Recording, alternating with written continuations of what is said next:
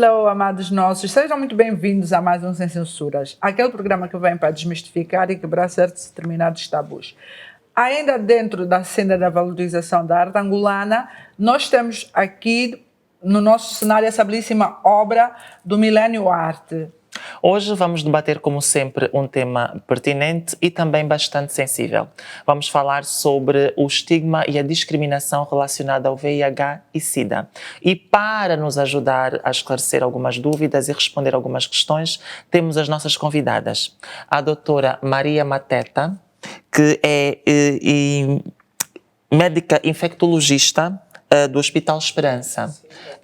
Muito boa tarde, obrigada pela presença. E Elizabeth Fernandes, ativista do Foja-Sida, socióloga e conselheira do Centro de Saúde do Rangel. Correto? Boa tarde. Sejam muito bem-vindas. Obrigada. A primeira questão, que experiências podem partilhar no que concerne à discriminação, já que a doutora Maria Mateta atende pacientes, trabalha diretamente com pacientes, com pessoas seropositivas, que histórias é que essas pessoas trazem? Como é que os apoia para além do atendimento enquanto profissional? Portanto, falarmos de VIH-Sida é falarmos de uma história que já vive conosco há cerca de 40 anos. 41, porque foi em 1980 que o mundo tomou conhecimento desta pandemia, porque o VIH é uma pandemia, porque é uma doença que está em todo o mundo e acomete todas as pessoas de todos os estratos sociais, cor, raça, credo, tudo. Portanto, desde lá até aqui, mudou um pouco.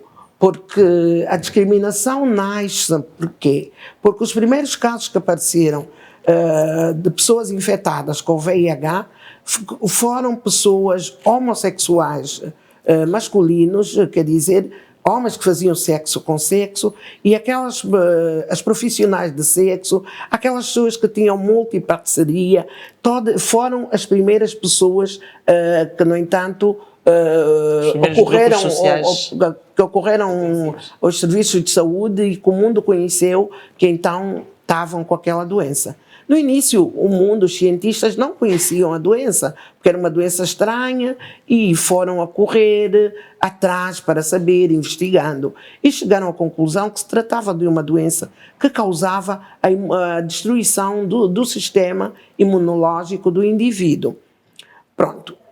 Foram andando, foram tratando. Naquela altura não havia medicamentos, então as pessoas eram acometidas por doenças que os micro-organismos, outros que não eram o vírus da imunodeficiência, porque a sigla VIH quer dizer vírus da imunodeficiência humana. Portanto, outros micro-organismos que também causam doença humana aproveitavam-se então da fragilidade do sistema imunológico do indivíduo que portava no seu sangue o VIH e acabavam também tomando conta daquele indivíduo, daquele corpo, e traziam com elas N doenças. Então o indivíduo tinha diarreia, febre, emagrecimento, aparecimento do aumento dos gânglios. O indivíduo tinha toda e qualquer doença, desde que aquele micro-organismo tomasse conta dele, porque sabemos que as células de defesa defendem o nosso organismo contra a invasão dos micro-organismos. E se o sistema de defesa está débil, então todo bichinho vem e toma conta de nós e faz de nós o que quer. E na altura, como não havia medicamento dirigido ao VIH, as pessoas acabavam por morrer. Naqueles anos, um portador de VIH era como se tivesse assinado, para além de ter a sua certidão de óbito. Então, era uma sentença para o óbito porque a medicina não tinha o que fazer. Então, tem febre, dá-se um paracetamol, tem diarreia, dá-se um antidiarreico, e daí estava, e o vírus continuava a destruir as células de defesa, que são chamados os linfócitos T, CD4. As pessoas morriam. Anos foram passando e conheceu-se então os medicamentos que os indivíduos até hoje tomam, e todas as pessoas que fazem o uso correto, no horário certo, no número certo de comprimidos, elas já conseguem viver, conseguem ter os mesmos anos de vida quando comparamos com o indivíduo que não tem VIH. Por quê? Porque antigamente as pessoas morriam, mas hoje já não precisam de morrer. Inicialmente era um coquetel de medicamentos, as pessoas tomavam 5, 6, 7 comprimidos por dia. Hoje, os medicamentos são coformulados, quer dizer que dose em 1, 3 em 1, e fica mais fácil a toma. Dizer que, quando surgiram os primeiros medicamentos, nem todas as pessoas podiam comprar. Então, havia aquelas pessoas que morriam, apesar de já haver os medicamentos, mas não tinham como comprar. Então, houve essa reunião de consenso mundial, OMS e todos os órgãos afins, que se reuniram com os governos, com os Estados, para que então subvencionassem os medicamentos e se quebrasse um pouco esse protocolo de patente de quem inventou e tudo isso, o medicamento. Então a coisa ficou mais facilitada. Nesses estudos também tomou-se o conhecimento de que o VIH não acometia só as pessoas que inicialmente chamavam de promíscuas, os homossexuais, os profissionais de sexo, aqueles que tinham multiparceria sexual, mas que também acometia outras pessoas fora desse extrato. As pessoas começaram a ver que mulheres que tinham um único marido, casadas há 20, 30 anos, também começaram a ocorrer ao hospital com a infecção. Crianças nascidas também tinham infecção. Então foi-se fazendo estudo e chegou-se à conclusão que essa infecção não se transmite só por via sexual, porque o estigma nasce precisamente por causa da via sexual, como sendo uma via também de transmissão, mas que não é a única. Então, não só são os homossexuais que contraem o VIH, não só são as profissionais de sexo, como também não só são as pessoas que têm 2, 3 namorados, 3, 4 mulheres. Quer dizer que a infecção está aí, porque sim, somos todos, porque a via sexual, oral, anal, de qualquer modo que a gente quiser fazer a nossa sexualidade, porque fazer sexualidade é um leque muito grande, depende de quem o faz e depende de tudo, né? Então, todas essas vias são vias de transmissão. Por quê? Porque a nível das secreções vaginais, da secreção vaginal, nós encontramos o vírus, caso a pessoa esteja infectada. A nível do sêmen, também é encontrado o vírus. E hoje sabemos, e já sabemos lá atrás, que a nível do sangue, de quem está infectado também encontramos. A nível do líquido amniótico, aquilo que diz as águas da mulher grávida, quando rebenta o saco vitilino e diz que rebentou o saco, aquele líquido também porta o vírus. Quer dizer que... Então, doutora, só aproveitando que falou do líquido, das águas quando rebentam para a mulher ter o bebê, sabe-se que há uma forma de a mãe estar contaminada e o bebê sair sem estar contaminado. Eu já ouvi dizer que é quando o bebê não passa pelo canal vaginal, quando se faz a cirurgia, ou que se faz a cesariana. E isso é verdade? Isso não é verdade, não é verdade, porque as mulheres com VIH, elas fazem o parto cesárea quando tem algum problema no canal de parto, quando há alguma discrepância, quando há algum problema na sua bacia, quando tem algum problema de saúde que impedem que ela tenha o bebê pelo canal de parto, pela via normal, porque a cesariana, hoje, já não há necessidade das pessoas fazerem cesariana para impedirem que o bebê nasça, porque até mesmo uma cesariana, se a mãe é portadora de VIH, o bebê pode ser infectado já no intraútero, enquanto ele está no útero, porque nós sabemos que a partir da placenta, a partilha do sangue da mãe e do bebê, o bebê toda uma vida no ventre, ele alimenta-se da mãe. Então, ele poderá ser infectado no útero, poderá ser infectado no período do parto e poderá ser infectado pós-parto no período da amamentação ou na instrumentalização com algum manual de aspiração das secreções do nariz ou da boca, com algum material que antes passou por alguém e que não foi devidamente esterilizado ou desinfetado. Mas para dizer que hoje nós sabemos que as vias de transmissão não é só a sexual. Nós temos a via através do sangue, através de órgãos sólidos na doação, através portanto, todo o contacto contacto com os líquidos Exato. corporais. Nós podemos contrair, com os fluidos corporais, podemos contrair Mas a é bom infecção. esclarecer, fluidos corporais, o suor não, nem suor nem a saliva. O suor nem a saliva, embora estudos digam que na saliva podemos ter uma percentagem de VIH, mas que os estudos mostram que também não é o suficiente para contaminar as pessoas. Mas a gente vai ter uma relação oral. E se tiver uma ferida na gengiva, se tivermos alguma lesão na mucosa da boca, a nível da boca, é claro que o sêmen, ao entrar em contato com aquela porta de entrada, que é uma ferida, é uma cárie dentária, que tem uma profundidade que já vai dar caminho para que o vírus apanhe a corrente sanguínea, naturalmente que vai. Por isso é que as relações... na relação anal também, o maior perigo está porque, como sabemos, o canal anal é assim um bocadinho estreito e temos sempre algumas fissuras, há sempre o rompimento de alguns capilares e aí adentrar o vírus. E mesmo numa relação sexual, porque não é sempre que a gente tem uma relação sexual com um indivíduo portador de VIH que a gente vai contrair a infecção. Claro. Nem é sempre.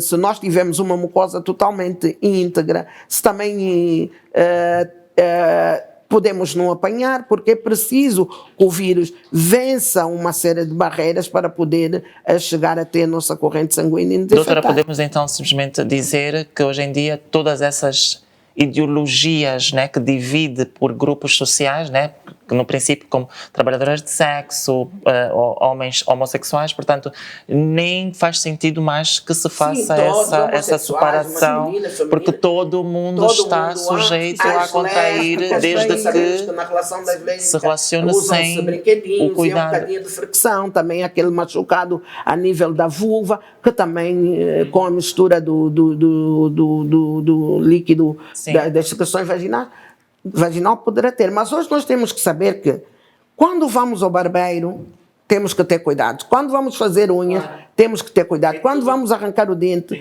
temos que ter cuidado. Quando formos receber um sangue, o sangue tem que ser triado para avaliar se esse sangue tem ou não VIH. Quando formos fazer os cuidados, as cirurgias, o material, quando sai de uma pessoa para outra, deve ser devidamente esterilizado, desinfetado. Só assim é que passa. Por isso é que cada um de nós deve ir ao barbeiro com o seu próprio material e também a manicure e a pedicure com o seu próprio material. Doutora, esta explicação inicial foi essencial. Muito obrigada, para que as pessoas em casa realmente percebam a origem do vírus e tudo mais.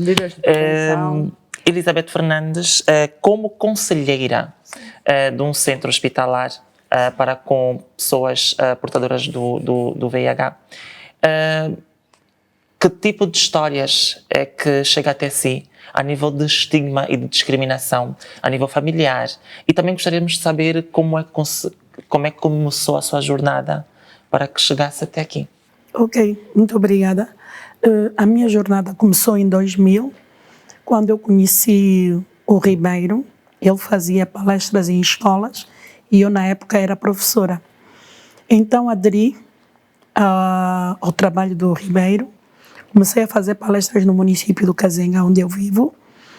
E então, infelizmente, fomos dando conta que a nossa luta não podia ser só para o município do Kazenga, que tinha que ser para o país no seu todo, não é?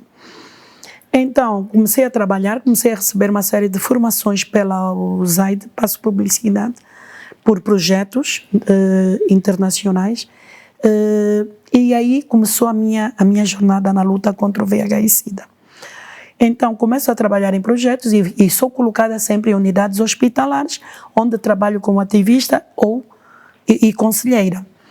Bem, falando do estigma e da discriminação em pessoas que vivem com VIH, primeiro é que no passado, quando nós começamos a trabalhar nas unidades hospitalares, a discriminação começava a partir do técnico de saúde, porque o técnico de saúde era uma pessoa que não era treinada, não tinha quase informação nenhuma com relação ao VIH, porque nós éramos pioneiros na doença. Não é? Então, aí tu, quando tivesses um resultado positivo, o resultado não era dado com sigilo, era um resultado dado, não é? Ela falava num tom alto e muita gente percebia-se que era uma sentença de morte, não é? Que você recebia logo ali. Então, isso fez também, e depois tínhamos um outro slogan, que era a mídia passava aquele slogan que o VIH está a matar mais do que a guerra, e rebentavam uma bomba, não é? E tínhamos também cartazes publicitários a nível das nossas ruas da cidade de Luanda, em que um dos cartazes até que na época nós fizemos a advocacia, que fosse retirado, era ali no Largo Zé Pirão, em que um jovem passava a mão de cima dos seios da moça e dizia que o SIDA se contamina. Quer dizer, foi uma luta que nós tivemos que fazer por causa do estigma e da discriminação. Para levar conhecimento às pessoas, para levar né? conhecimento às pessoas, não é? Sobre o VIH e SIDA. E depois também era aquela informação, era aquela comunicação que o SIDA, que as pessoas tinham SIDA e não o VIH. Que as pessoas não sabiam destroçar o que era o VIH e o que era o SIDA. Então, tudo isso fez com que nós tivéssemos que advogar bastante perante a nossa sociedade para que certos mitos e tabus começassem a culminar com relação ao VIH. E aí começa então a nossa jornada dentro das unidades hospitalares. Começamos a trabalhar, cada história é uma história, tivemos muitas histórias, tivemos histórias principalmente eu como trabalho com crianças, não é? Com crianças VIH positivas, comecei a enfrentar muito estigma e discriminação nas crianças, aqueles que eram órfãos de pai e mãe. As famílias tiravam-lhes, quer dizer, comiam num prato, jogavam o prato ao lixo, bebiam num copo, jogavam o copo ao lixo, não tinham acesso à escola, não tinham aquele convívio social, não é, com outras crianças, porque não podiam jogar bola porque têm o VIH, têm SIDA, aliás, não era o VIH, porque eles têm SIDA. Então, isso foi uma luta, não é? Começamos numa luta imensa e até hoje eu acho que ainda somos muito pioneiros concernente ao estigma e à discriminação. Ainda existem muitos casos, é isso que nós gostaríamos de saber e agradecemos imenso para ajudar mesmo lá em casa a desconstruir muitos conceitos que ainda infelizmente existem, inacreditavelmente sendo Angola um dos poucos países do mundo que muito investe nas campanhas sobre o VIH e SIDA. Sim.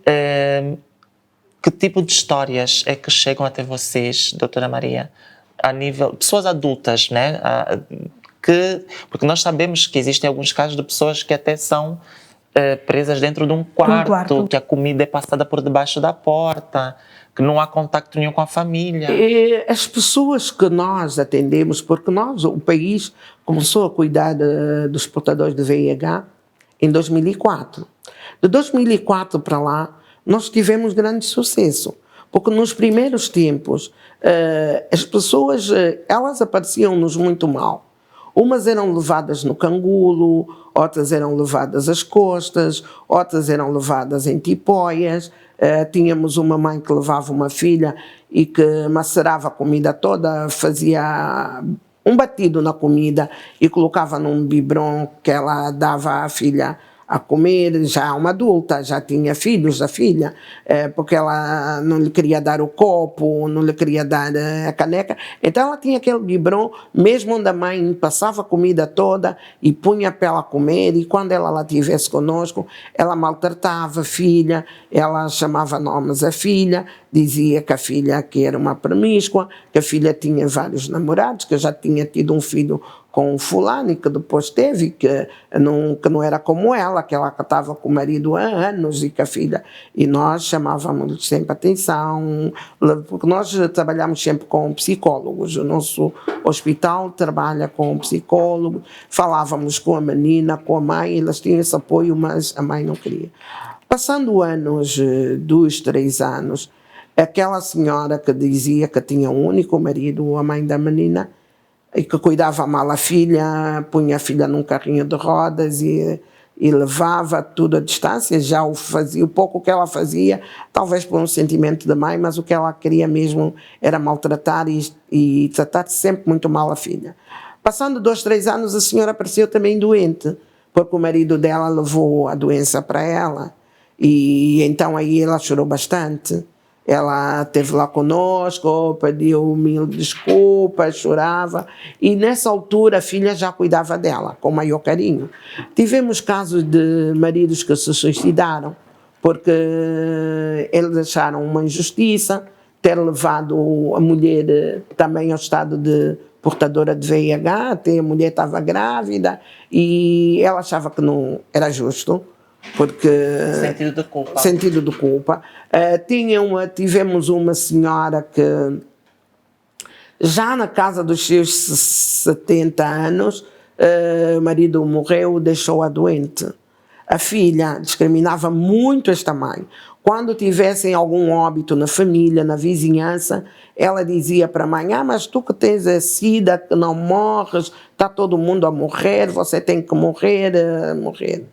Aquela senhora, quando fosse lá à consulta, lá na minha sala, ela ficava horas a chorar, por causa dos maus tratos que a filha lhe dava.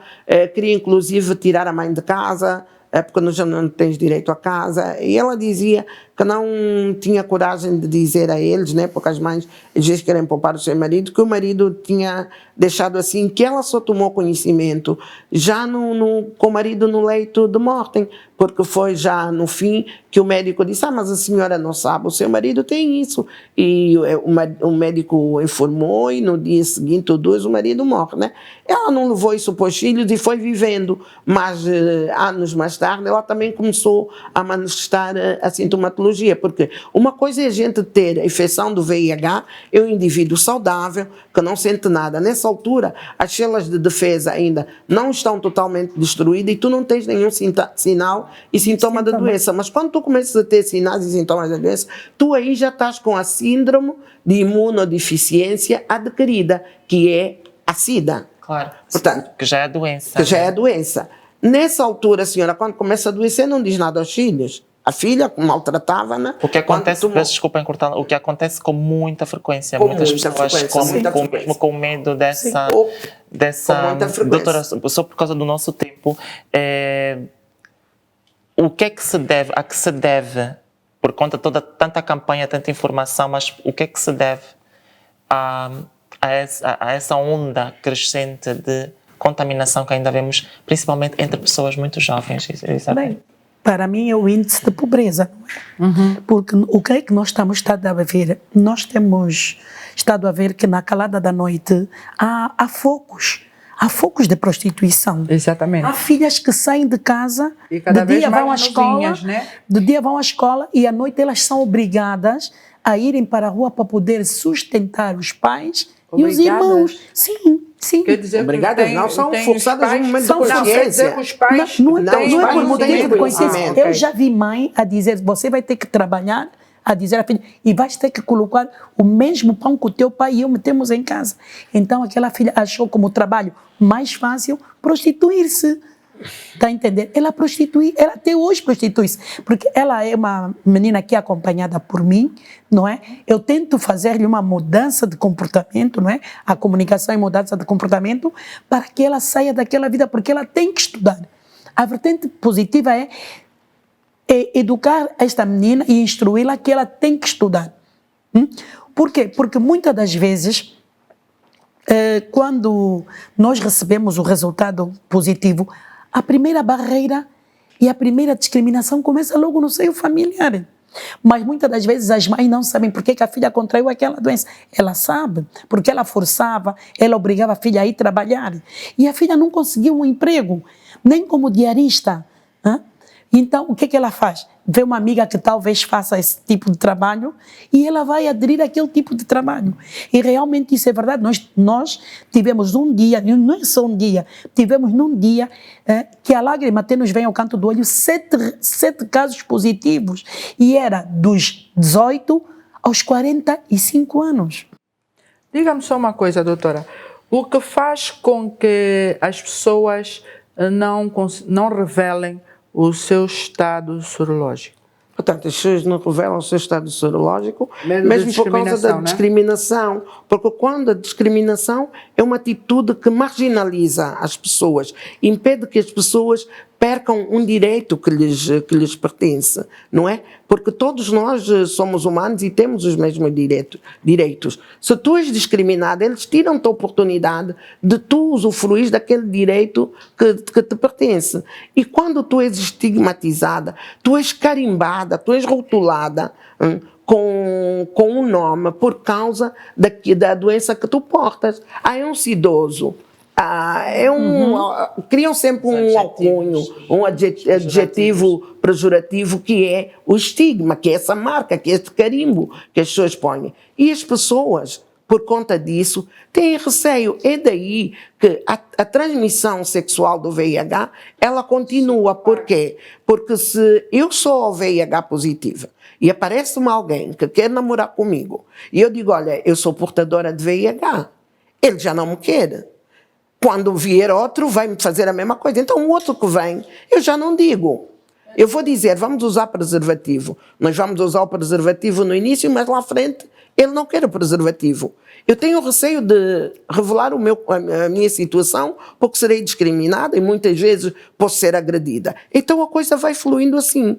Por outro lado, com relação às mulheres, às profissionais de sexo, o mundo hoje trabalha, os serviços que cuidam de VIH, trabalham com os profissionais de sexo.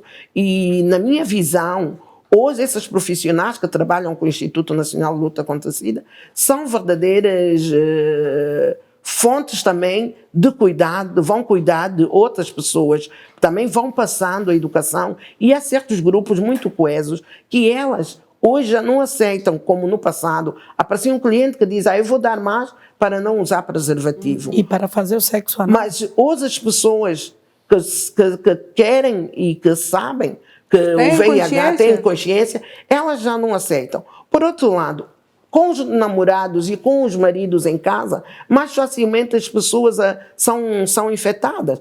Porque o namorado, ou a mulher, ou o marido, ou a mulher, eles têm o seu parceiro na rua e muitas vezes não usam preservativo. Exato.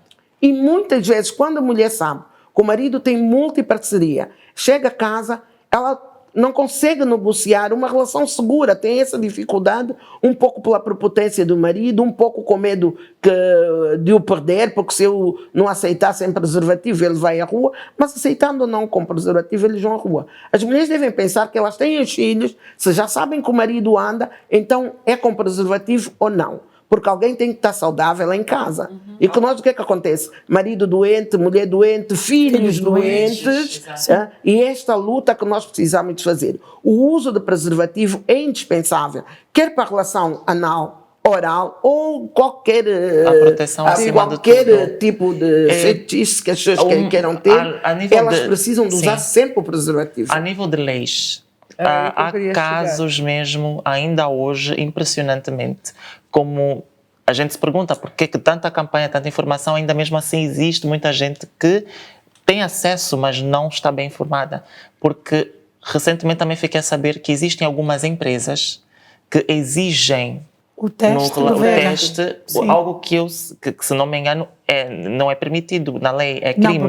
Exigir. É crime, sim. Casos também de muitas mulheres que, para irem trabalhar como empregadas domésticas, têm que apresentar, e caso seja positivo, não têm acesso ao trabalho. Sim. Como é que elas recorrem? Quem é que se defende neste caso de discriminação? Porque as pessoas, por uma razão ou outra, no nosso país desacreditam muitas das vezes no poder da justiça, mas uma pessoa consegue provar isso. Onde é que ela recorre? Tem algum departamento específico em que as pessoas possam recorrer para serem advogadas, para terem alguma defesa? Portanto, num primeiro momento, as pessoas podem até recorrer ao Instituto Nacional de Luta contra a SIDA, mas o país tem uma lei sobre o VIH, então elas podem recorrer a qualquer advogado, qualquer tribunal, para, no entanto, lhes valer, porque há a lei. Sim. O país tem a lei do VIH, então as pessoas precisam de saber que tem a lei. Mas há uma coisa que às vezes impede que as pessoas busquem a lei por conta disso. Por quê? Porque a patroa manda fazer as análises num laboratório que ela conhece, ela obtém os resultados antes de chegar a ela e tem a informação, mas quando a despede, não diz que está a despedir por causa do VIH. Ela alega, ela espera um momento em que ela cometa algum deslize e então despede-a. Mas, então, deste modo, ela não vai ter, não tem um cunho jurídico, eu não quero a empregada, não a quero. Quando ela declarar, eu não te quero, que vai contaminar, etc. Não te quero porque tu és portadora de VIH. Mas isso já, muitas pessoas hoje trabalham em casa já com pessoas que são portadoras de VIH, ajudam até elas a serem cuidadas. As pessoas todas precisam de saber. Programas como esses precisam de sair sempre à rua para que cheguem aos ouvidos das pessoas. São casos raros realmente, mas é preciso que as pessoas saibam e que essa informação de que quem cuida de uma criança não tem como passar o VIH, quem bebe no copo que o patrão bebe, porque a pessoa que tem VIH beba no copo de quem não tem, dá um abraço, não vai ter. Vamos ter o VIH. Tem algo a adicionar? Sim, é isto que eu estava a dizer. São casos muito raros, porque nós trabalhamos mesmo com esta população, não é que muitas das vezes as empresas exigem o teste do VIH e quando dá positivo ela já nem tem moral de chegar até a mesma empresa. Não tem. Por quê? Porque ela já sabe que para ela é uma sentença de morte, já vou morrer. E depois temos aqueles casos de não aceitação, não é? Eu tive um caso no Hospital dos Cajueiros que a própria patroa começou a espalhar a empregada que tinha o VIH. Ela foi ter com a patroa, mostrou-lhe o resultado, estava selado. Quem abriu foi a patroa, e a patroa não era técnica de saúde, não era médica, não era enfermeira, era simplesmente a dona da casa e pediu-lhe este teste. Desculpe só, vocês que trabalham com essas pessoas, quando elas vos chegam e fazem esse relato, vocês como conselheiros devem logo pegar essas pessoas e acompanhá-las, mostrar-lhes o caminho certo para elas buscarem a justiça. Porque vocês têm que fazer esse trabalho também. Mas nós mostramos, porque nós tínhamos até a JPD. A JPD vão mesmo é que tratava destes casos. E a JPD, já há muito que não se ouve falar com aquela intensidade, porque a JPD até ia a empresas. Nós tivemos vários casos na Cuca, na empresa da Cuca, que a JPD, não é?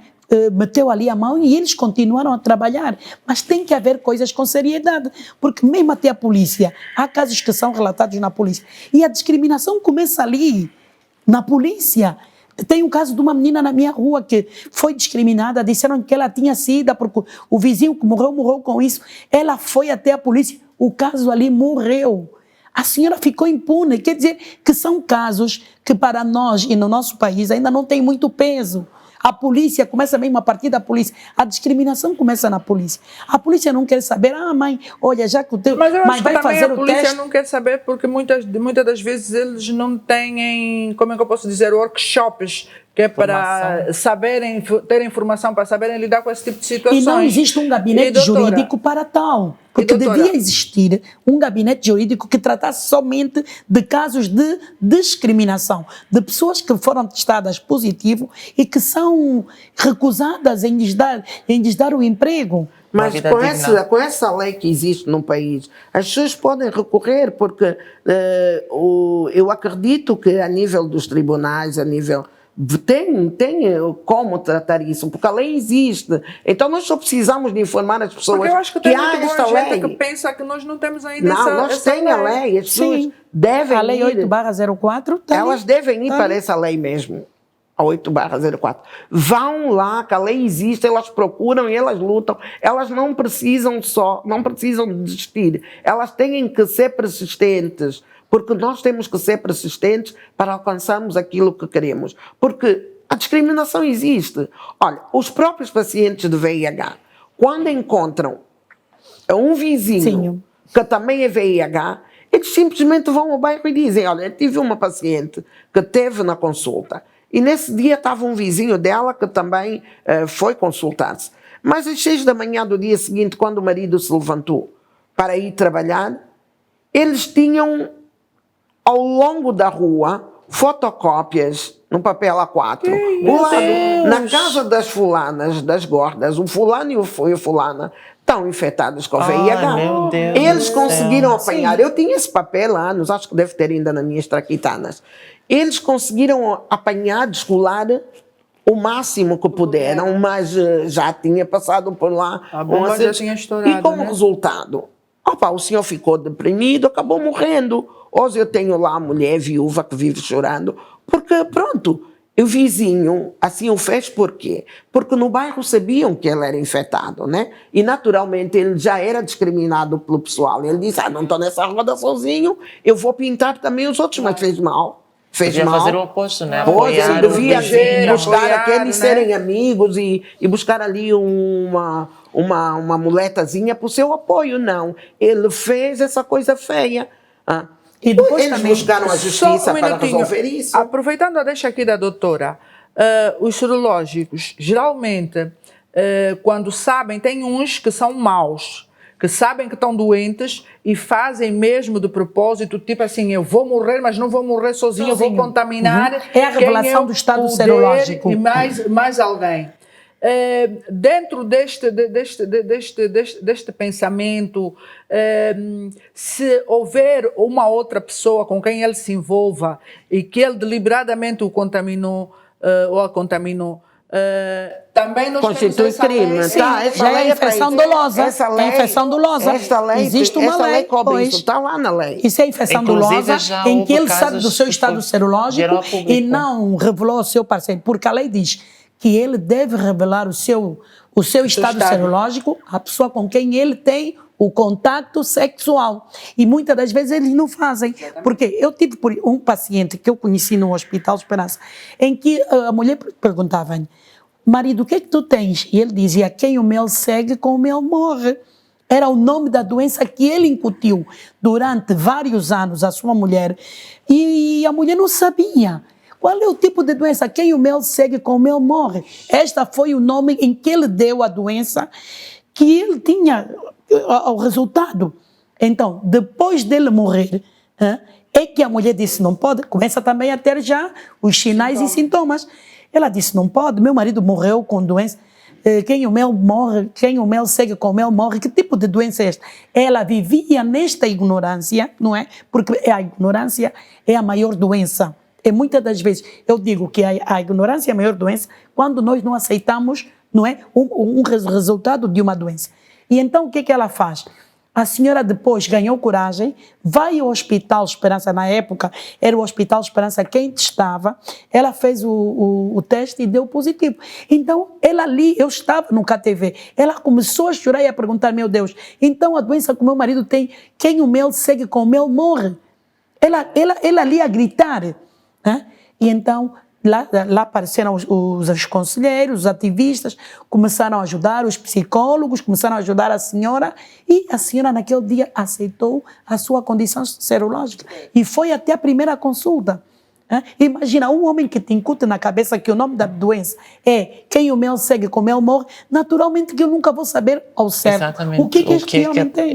Acreditam que hoje, a nível da educação, nas escolas, possa fazer um papel a nível de informar, de preparar os jovens, ou ainda falta muito? No estudo do meio, há na disciplina, o estudo do meio, eles falam do VIH, mas eu pergunto, quem são essas pessoas que falam do VIH? Estão capacitadas? Quem é o professor? Naturalmente que o professor tem que estar formado, não é?